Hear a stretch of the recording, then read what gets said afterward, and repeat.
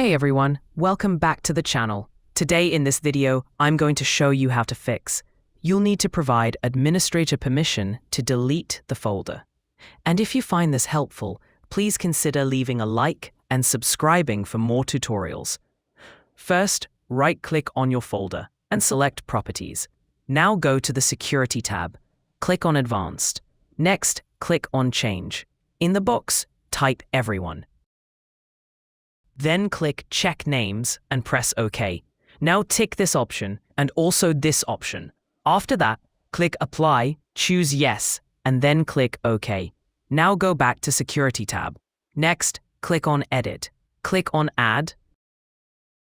Type Everyone again and hit Check Names. Click OK. Now tick all the boxes to give full permissions.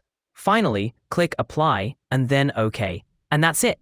You've successfully fixed the problem. I hope this video was helpful. If it was, don't forget to hit the like button, share it with others who might need it, and subscribe for more quick and easy guides. Thanks for watching, and I'll see you in the next one.